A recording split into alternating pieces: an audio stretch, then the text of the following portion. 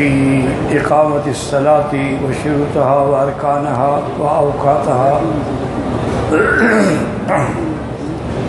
سورة هود تفسیر ابن کثیر. الحمد للہ رب العالمین والصلاة والسلام على اشرف الانبیاء وسید المرسلین سیدنا محمد وعلى آلہ واصحابہ اجمعین. اللہم صل علی سیدنا محمد وعلى آل سیدنا محمد کما صلیت علی ابراہیم وعلى آل ابراہیم فی العالمین انک حمید مجید. اعوذ باللہ من الشیطان الرجیم. بسم اللہ الرحمن الرحیم. وَأَقِمِ الصَّلَاةَ طَرَفَيِ النَّهَارِ وَزُلْفًا مِّنَ اللَّيْلِ إِنَّ الْحَسَنَاتِ يُذْهِبْنَ السَّيِّئَاتِ ذَلِكَ ذِكْرَىٰ لِلذَّاكِرِينَ وَاصْبِرْ فَإِنَّ اللَّهَ لَا يُضِيعُ أَجْرَ الْمُحْسِنِينَ. قال المؤلف والمفسر رحمه الله تعالى أدام النفع بعلومه وعلومكم في الدارين آمين. إلى أن قال قوله تعالى إن الحسنات يذهبن السيئات يقول إن فعل الخيرات يكفر الذنوب السالفة كما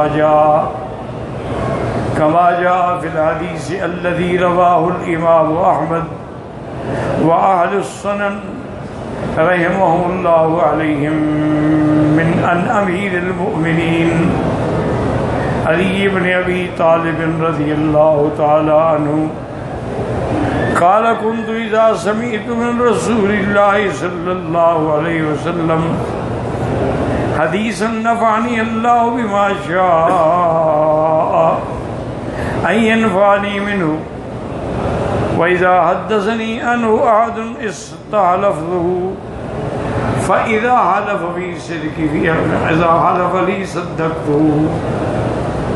وحدثني أبو بكر وصدق أبو بكر رضي الله تعالى عنه أنه سمع رسول الله يقول ما من مسلم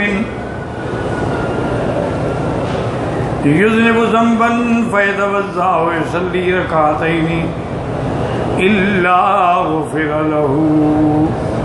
وفي الصحيحين أن أمير المؤمنين عثمان بن عفان رضي الله تعالى عنه أنه توضأ لهم كوضوء رسول الله صلى الله عليه وسلم ثم قال هكذا رأيت رسول الله صلى الله عليه وسلم يتوضأ.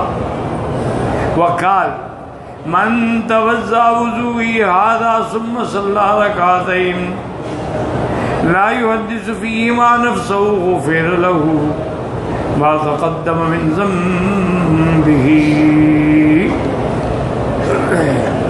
اب ان آیات مبارکہ میں سب سے پہلا حکم تو اللہ نے اپنے نبی حبیب عربی سیدنا محمد مصطفیٰ صلی اللہ علیہ وسلم یہ حکم دیا تھا کہ فاستقم کما امرت، بالکل اسی طرح، بالکل سیدھے جیسے کہ آپ حکم دیے گئے. اس کے بعد پھر آیت آئی تھی وَأَقِمِ الصَّلَاةَ. تو اس سے اللہ نے ہمیں راستہ بھی بتا دیا کہ میرے دین پہ استقامت کے لیے کن چیزوں کا سہارا لوگے؟ نماز. اگر تم نماز کو صحیح معنی میں قائم کر لو گے تو کوئی دین پہ قائم ہو گئے. اب نماز کے لیے اللہ نے ایک تو یاد رکھے کہ قرآن پاک میں نص قطعی ہے کہ ان الصلاۃ کانت علی المؤمنین کتابا موقوتا، کہ نماز جو ہے اللہ نے مومنین پر ایک فرض کی ہے اور اس کے اوقات ہیں، اور یہ اتنی اہم چیز ہے کہ جبریل علیہ السلام خود اترے اور انہوں نے آ کر حضور صلی اللہ علیہ وسلم کو 10 نمازیں پڑھائی. یعنی جبریل امام تھے، حضور مقتدی تھے. اس سے محدثین نے مسئلہ نکالا کہ اگر کوئی آدمی امامت الاصاغر علی الاکابر، یعنی امام چھوٹا ہو اور مقتدی شان والا ہو تو جائز ہے، کیونکہ جبریل کا مقام تو وہ نہیں ہے نا جو حضور پاک کا مقام ہے، لیکن دین کے مسئلے میں اس کو مقدم کیا گیا.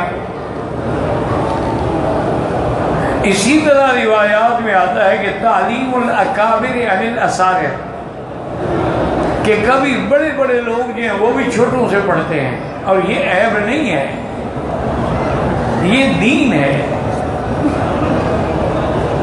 تو انہوں نے 5 نمازیں پڑھائیں اول وقت میں کہ حضور یہ فجر کی نماز کا اول وقت ہے کہ جو صبح صادق ہو غرض میں پڑھی جائے. اور اسی طرح ظہر کا زوال کے بعد فوراً، اسی طرح عصر کا انہوں نے فرمایا کہ مثل اول کے بعد مثل ثانی میں، اور اسی طرح مغرب جو ہے غروب شمس کے بعد فوراً، اور عشاء جو ہے شفق کے ڈوبنے کے بعد. تو 5 نمازیں اول وقت میں پڑھائیں اور 5 نمازیں آخر وقت میں پڑھائیں. اور یہ بھی بتلا دیا گیا رسول اللہ صلی اللہ علیہ وسلم ان 2 وقتوں کے درمیان میں جس میں بھی آپ کی امت نماز پڑھے گی وہ ادا ہو جائے گی.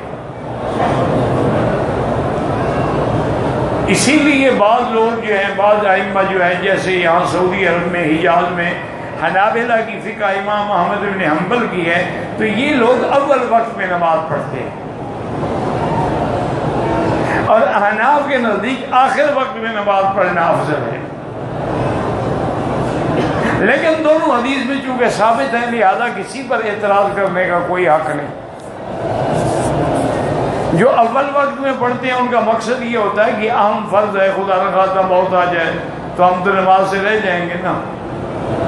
امام صاحب فرماتے ہیں جتنی تاخیر کریں گے اب امت کا وہ شوق ذوق تو نہیں رہا جو حضور کے زمانے میں تھا، لہذا کچھ دیر کریں گے اور ٹائم دیں گے تو لوگ زیادہ سے زیادہ جمع ہو جائیں، ان کو بھی جماعت مل جائے. اس لیے وہ آخر وقت میں پڑھاتے ہیں. اور اسی طرح سے یاد رکھیں کہ نماز کے لیے چند چیزیں ہیں لیکن ان کو یاد رکھنا ہوگا. اگر یاد نہ رکھو تو پھر خام خواہ محنت کرنے کا فائدہ ہی کوئی نہیں نا. ایک ہے فرض. فرض جو ہے وہ نص قطعی سے ثابت ہوتا ہے اور اس کا چھوڑنے والا جو ہے وہ مرتکب کبیرے کا ہے، اور اگر اس کا انکار کرے تو وہ کافر ہے، کیونکہ وہ فرض جو ہے وہ قرآن سے نص قطعی سے ثابت ہوتا ہے. نماز کا حکم قرآن سے ہے، روزے کا حکم قرآن سے ہے،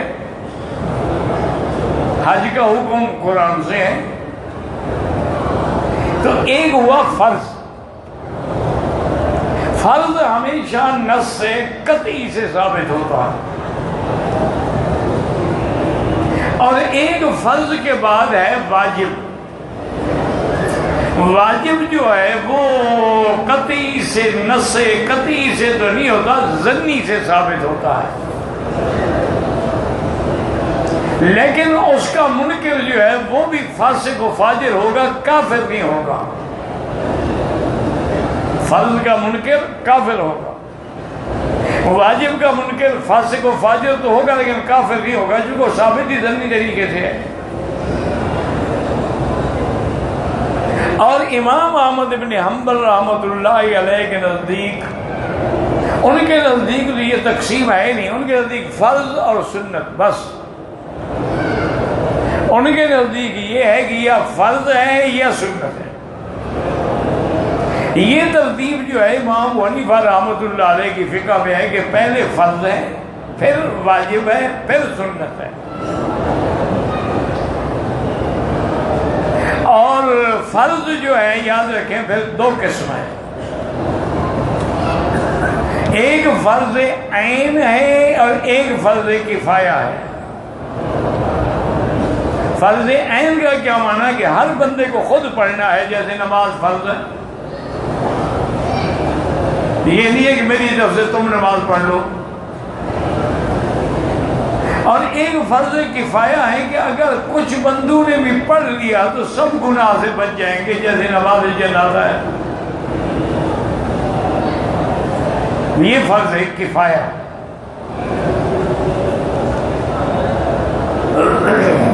اور اسی طرح واجب کے بعد کیا ہے؟ سنت. یاد رکھو پھر سنت کی بھی امام صاحب نے تشریح کی ہے کہ سنت مؤکدہ، سنت غیر مؤکدہ.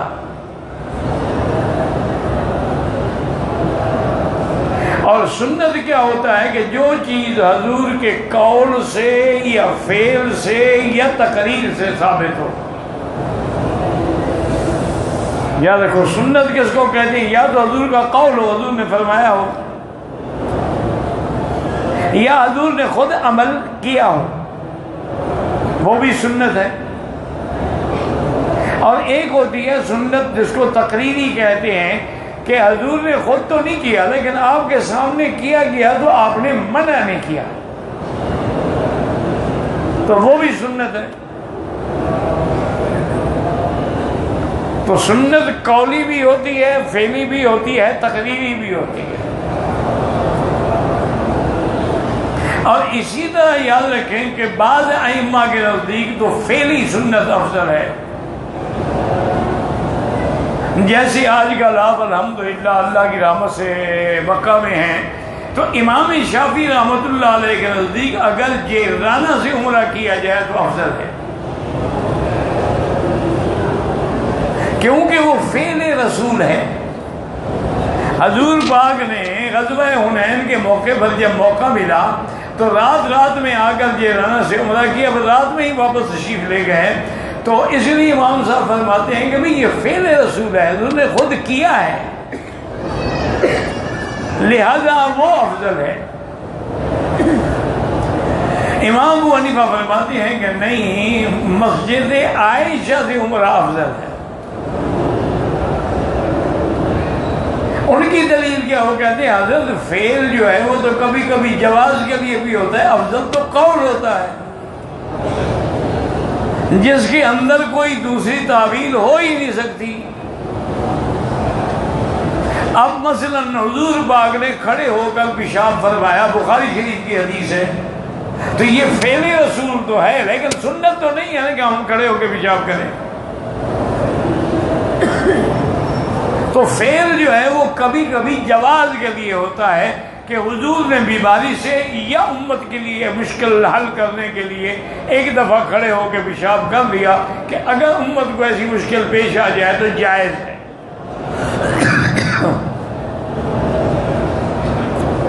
لیکن سنت بیٹھ کے پیشاب کرنا ہے.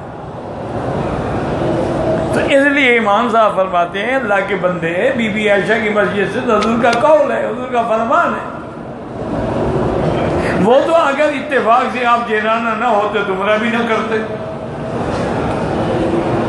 تو اس لیے فعل کبھی جواز کے لیے ہوتا ہے.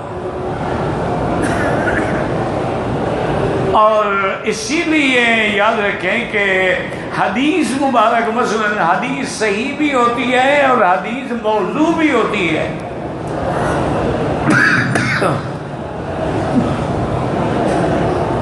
حدیث منسوخ بھی ہوتی ہے کہ پہلا حکم منسوخ ہو گیا، اس کو کہتے ہیں منسوخ. اسی طرح سے یعنی جیسے حدیث مبارک میں آیا کہ الماء من الماء، جب تک آدمی کا انزال نہ ہو، منی نہ نکلے، اس وقت تک غسل نہیں ہے۔ غسل تب ہوگا جب پانی نکلے گا۔ مثلاً میاں بیوی سوئے ہوئے ہیں، لیٹے ہوئے ہیں، ایک دوسرے سے کھیل بھی کر رہے ہیں، ایک دوسرے کے بدن میں بھی ہو، حتیٰ کہ وہ داخل بھی کر رہا ہے لیکن انزال نہیں ہوا، تو اس حدیث کے مطابق غسل نہیں ہوگا، کیونکہ حدیث ہے الماء من الماء، پانی پانی سے ہے، پانی نہیں نکلا غسل نہیں۔ اب دوسری حدیث آ گئی، حضور نے فرمایا اذا التقى الختان بالختان وجب الغسل، کہ جب عورت کا مرد کا یعنی حشفہ عورت کے فرج میں غائب ہو جائے، انزال ہو نہ ہو، غسل کرنا ہوگا۔ اب دو حدیثیں ہو گئی نا، ایک تھی کہ پانی جب تک نہ نکلے غسل نہیں ہے، ایک ہے کہ جب بدن مل گیا تو غسل ہو گیا، چاہے پانی نکلے یا پانی نہ نکلے۔ تو اب اس لیے بعض علماء نے کہا کہ یہ جو آخری حدیث ہے نا کہ جب عضو سے عضو مل جائے تو غسل، یہ ناسخ ہے، پہلی حدیث منسوخ ہے، پہلا حکم ختم ہو گیا۔ اللہ امام ابو حنیفہ پہ رحمتیں کرے اور سب ائمہ پہ رحمتیں کرے اور کروڑوں رحمتیں کرے، وہ فرماتے ہیں کہ دونوں حدیثیں ٹھیک ہیں، کوئی منسوخ نہیں ہے۔ تو جب شاگردوں نے پوچھا کہ حضرت یہ کیسے ہو سکتا ہے کہ دونوں حدیثیں صحیح ہیں اور واجب، فرمایا کہ ہاں الماء من الماء کا جو مسئلہ ہے نا وہ ہے نیند سے تعلق رکھتا ہے، کہ آدمی سویا ہوا ہے اور خواب میں دیکھ رہا ہے کہ احترام ہو گیا، کوئی عورت ہے خوبصورت، میں اس سے جماع بھی کر رہا ہوں، لیکن جب آنکھ کھلی تو کوئی پانی نہیں، کوئی اثر نہیں، کوئی کپڑے پہ داغ نہیں، تو کوئی غسل نہیں۔ الماء من الماء، غسل تب ہوگا جب پانی دیکھے گا۔ اچھا اسی طرح ایک آدمی کو خواب شاب کوئی یاد نہیں، کچھ نہیں، لیکن جب اٹھا تو چادر گندی ہو چکی تھی، اب غسل لازم ہے، حالانکہ چاہے اسے کچھ یاد ہو یا نہ ہو، کہ الماء من الماء۔ اور نے فرمایا کہ اذا التقى الختان بالختان جو ہے یہ جاگتے ہیں، کہ اگر دونوں میاں بیوی جاگ رہے ہیں، نیند نہیں ہے، انہوں نے اپنے عضو کو ایک دوسرے کے اندر اب غسل ہو جائے گا، تو یہ جاگنے کا حکم ہے، وہ نیند کا حکم ہے، حدیثیں دونوں اپنی جگہ صحیح ہیں۔ اب خدا کی شان ہے کہ جو امام دونوں حدیثوں پہ عمل کرے کہتے ہیں وہ حدیث پہ عمل نہیں کرتا، رائے پہ چلتا ہے۔ اب اللہ کی مرضی ہے، جو چاہے تیرا حسن کرشمہ ساز کرے۔ جو سورۃ فاتحہ میں ایک حدیث پہ عمل کرتے ہیں وہ پکے اہل حدیث ہیں، اور جو چار حدیثوں پہ عمل کرتا ہے نہیں، وہ تو اصحاب الرائے ہے۔ بھئی جہاں حضور نے فرمایا کہ فاتحہ کے بغیر نماز نہیں ہوتی، ٹھیک حدیث ہے آمنا و صدقنا، لیکن دوسری حدیث نے فرمایا کہ اذا قرأ فانصتوا، جب امام پڑھے تم چپ کرو، تو وہ حدیث پھر کہاں گئی؟ اور یہ حضور نے فرمایا اذا قال الامام غیر المغضوب علیہم ولا الضالین فقولوا آمین، جب امام کہے ولا الضالین تم کہو آمین، تو فاتحہ پڑھنا امام کا کام ہے، آمین کہنا ہمارا کام ہے۔ اسی طرح تیسری حدیث آگے حضور نے فرمایا من کان لہ امام فقراءۃ الامام لہ قراءۃ، جس کا امام ہو، امام کا پڑھنا مقتدی کا پڑھنا ہے۔ اب امام نے چونکہ فاتحہ پڑھ لی تو گویا مقتدی نے بھی پڑھ لی۔ اب پانچویں حدیث آ گئی کہ من ادرک الرکوع فقد ادرک الرکعہ، اگر ایک آدمی آیا امام رکوع میں، وہ کھڑا ہوا اللہ اکبر، لیکن کھڑا ہوتی کم از کم سبحان اللہ سبحان اللہ سبحان اتنی دیر، پھر رکوع میں چلا گیا، تو آپ نے فرمایا اس کو گویا نماز کی پوری رکعت مل گئی۔ من ادرک الرکوع فقد ادرک الرکعہ تھا، اب رکوع سے رکعت میں بھی اسے پڑھا تو کچھ نہیں، فاتحہ تو نہیں پڑھی، پھر رکعت کیسے ہو گئی؟ تو امام صاحب تو سارے حدیثوں پہ عمل کرتے ہیں کہ بھئی لا صلاۃ الا بفاتحہ، نماز فاتحہ کے بغیر نہیں۔ وہ کہتے ہیں جب تم مقتدی ہو یا اپنا، جب تم امام ہو یا اکیلے ہو، پھر فاتحہ کے بغیر نماز نہیں ہوگی۔ اذا قرأ فانصتوا، جب تم مقتدی ہو اور امام جہری نماز پڑھا رہا ہے. اس حدیث پہ بھی عمل ہو گیا. اچھا اب سری نماز آ گئی ظہر اور عصر کی، تو امام تو پڑھ رہا ہے نا، وہ ہم نہیں سن رہے، تو قراءۃ الامام لہ قراءۃ پر عمل ہو گیا. تو امام صاحب تو سارے حدیثوں پہ عمل کرتے ہیں. بہرحال اللہ سب کو توفیق دے، اور اللہ ہمیں حدیث کے پڑھنے کی بھی، سمجھنے کی بھی، اور اس پہ عمل کرنے کی بھی توفیق. اور ایک بات یاد رکھنا، حدیث تو منسوخ ہو سکتی ہے، حدیث موضوع ہو سکتی ہے، لیکن سنت کبھی موضوع نہیں ہوتا. ایک بات ہمیشہ یاد رکھو، یہ بالکل گرہ میں باندھ لو یہ مسئلہ. اسی لیے حضور نے فرمایا علیکم سنتی و سنت الخلفاء الراشدین. اسی طرح حضور نے فرمایا علیکم بالجماعہ ید اللہ علی الجماعہ. اس لیے ہمارا لقب بنا اہل السنت والجماعہ، چونکہ سنت کبھی منسوخ نہیں ہوتی. اور جماعت سے مراد کون ہے؟ صحابہ. حدیث تو منسوخ ہو سکتی ہے نا، لیکن سنت کبھی منسوخ نہیں. اور سنت کیا اور حدیث میں فرق کیا ہے؟ فرق یہ ہے کہ حدیث سے مثلاً کبھی کبھی ایک دفعہ عمل ثابت ہے،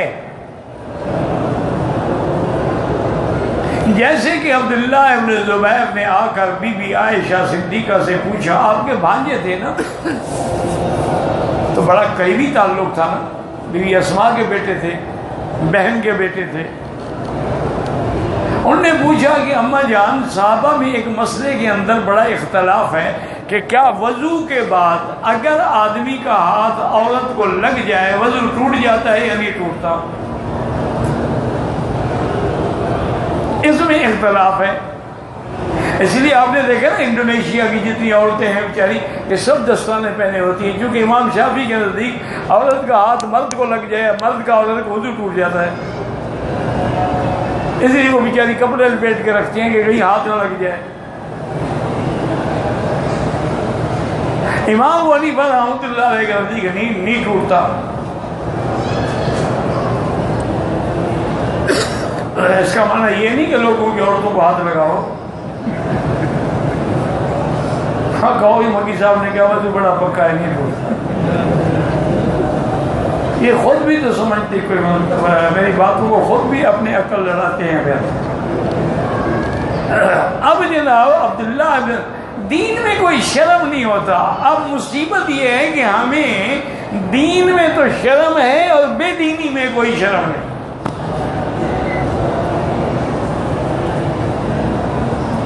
اب حضرت نے بھانجے ہیں، انہوں نے کہا اماں جان اس مسئلے میں اختلاف ہے، آپ یہ بتائیں کہ کیا حضور پاک نے کبھی وضو فرمانے کے بعد اپنی کسی بیوی کو ہاتھ لگایا؟ اور اگر لگایا پھر وضو کیا یا نہیں کیا؟ بی بی صاحبہ نے فرمایا کہ ہاں، کان یقبل بعد نسائہ ولم یتوضا. کبھی کبھی حضور کسی بیوی کو وضو کے بعد بوسہ بھی دے دیتے تھے، لیکن دوبارہ وضو نہیں کرتے تھے. تو حضرت عبداللہ بن زبیر مسکرائے، فرمایا بھی اماں وہ اور بیوی کون سی ہوگی؟ تم ہی ہوگی اور کیا. فضحکت عائشہ، بی بی عائشہ ہنس پڑی. تو مسئلہ نکل آیا کہ بھائی ہاتھ لگانے سے وضو نہیں ٹوٹتا ہے، لیکن اب یہ فعل حدیث تو ہے، لیکن کیا یہ سنت بھی ہے کہ آدمی وضو کرنے کے بعد پہلے بیوی کو بوسہ دے کے آئے پھر نماز ہوگی؟ اور بیوی ساتھ نہ ہو پھر کیا کریں؟ اللہ کے بندے بات سمجھے گئے. مشکل تو یہی ہے نا، ہر آدمی تو مولوی بن جاتا ہے نا. علم بڑا مشکل، وہ بغیر استاد کے آتا ہی نہیں. اسی لیے کسی نے پوچھا تھا نا گنگوہی سے اور نانوتوی سے اور تھانوی سے، کہ جی آپ لوگوں کو کیا ہو گیا کہ حضرت حاجی امداد اللہ مہاجر مکی کی بیعت ہو گئے؟ حضرت حاجی امداد اللہ تو عالم ہے ہی نہیں، اور آپ اتنے بڑی علماء ہو کر ان کی بیعت ہو گئے۔ فرمایا بھائی ایک آدمی کو مٹھائی کے نام تو آتے ہیں لیکن اس نے مٹھائی کبھی چکھی نہیں۔ فرمایا ایک آدمی ہے اس کو مٹھائی سب کے نام آتے ہیں کہ یہ پتیسا ہے، یہ لڈو ہے، یہ گلاب جامن ہے، یہ جلیبی ہے، یہ فلاں ہے، یہ فلاں ہے، نام سب کے جانتا ہے، کھایا کبھی نہیں، چکھا کبھی نہیں، تو یہ نہیں بتا سکتا کہ اس کا ذائقہ کیا ہے، اس کا ذائقہ کیا ہے۔ اور ایک وہ آدمی ہے جس نے سب چکھا ہوا ہے، اب بتاؤ افضل کون ہے؟ میں بھی علم تو ہمیں تھا لیکن ہم نے وہ حلاوت ایمانی کہاں سے ملتی؟ وہ ہمیں حاجی صاحب سے ملی ہے، اور یہ اللہ والوں کے بغیر مل ہی نہیں سکتی۔ ایک بات یاد رکھو، تو بہرحال یاد رکھیں کہ جب بھی کوئی مسئلہ ہو علماء سے رجوع کریں۔ تو اب کتنی باتیں ہو گئی؟ ایک کیا ہو گیا؟ فرض عین، فرض کفایہ۔ ایک ہوا کیا؟ واجب۔ اچھا ایک کیا ہوا؟ سنت مؤکدہ، سنت غیر مؤکدہ۔ ایک آگے ہوگا مستحب، ایک ہوگا نفل۔ اچھا پھر اس کے بعد ایک ہوگا حرام، ایک ہوگا مکروہ تحریمی، ایک ہوگا مکروہ تنزیہی، ایک ہوگا مفسد۔ جب تک یہ ساری چیزوں کا پتہ نہ ہو تم کیسے کتاب پڑھو گے یا نماز پڑھو گے؟ واللہ اعلم۔